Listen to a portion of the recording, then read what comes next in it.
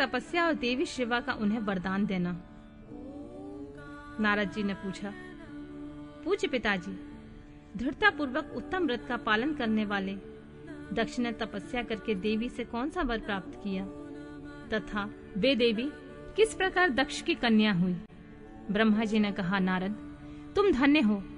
इन सभी मुनियों के साथ भक्ति पूर्वक इस प्रसंग को सुनो।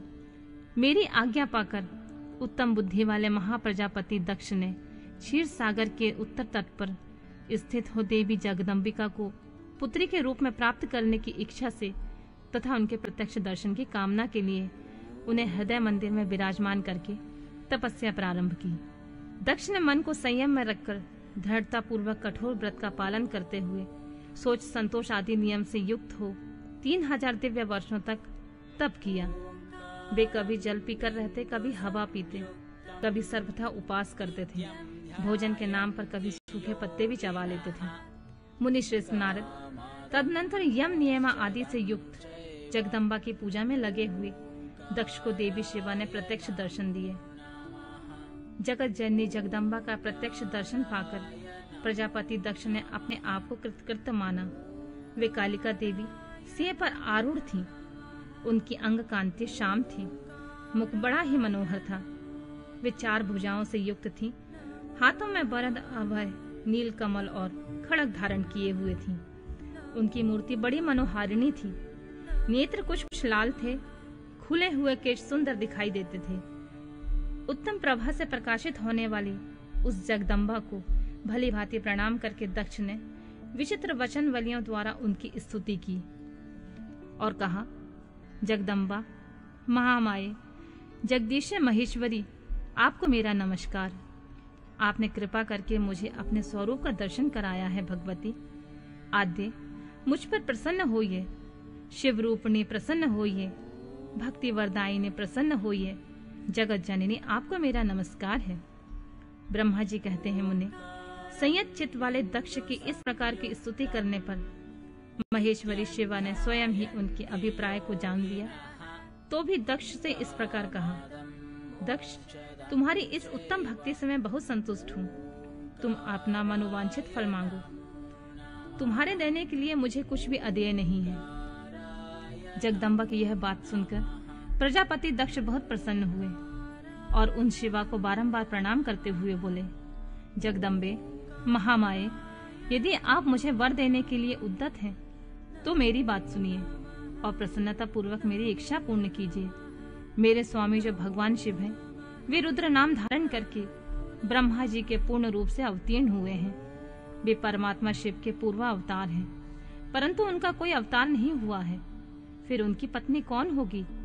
अतः शिवे इस भूतल पर अवतीर्ण होकर उन महेश्वर को अपने रूप लावण्य से मोहित कीजिए। देवी, आपके सिवा कोई भी दूसरी स्त्री रुद्रदेव को कभी मोहित नहीं कर सकती।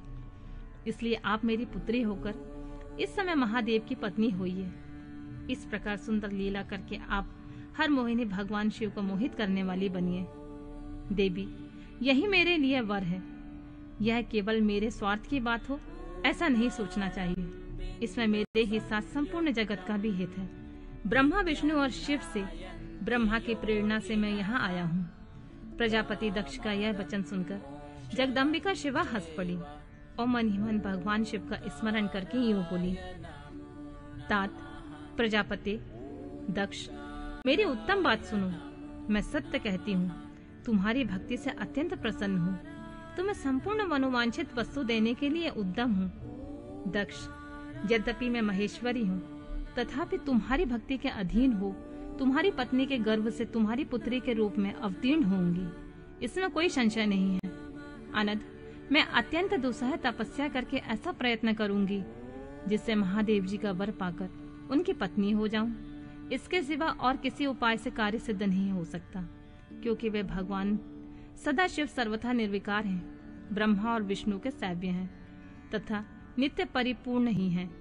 मैं सदा उनकी दासी और प्रिया हूँ। प्रत्येक जन्म में नाना रूपी धारी शंभु ही मेरे स्वामी होते हैं। भगवान सदाशिव अपने दिए हुए वर के प्रभाव से ब्रह्मा जी की भ्रुकुटी के रुद्र रूप से अवतीर्ण हुए हैं। मैं भी उनके वर से उनकी आज्ञा के अनुसार यहाँ अवतार लूंगी। तात, अब तुम अपने घर को जाओ।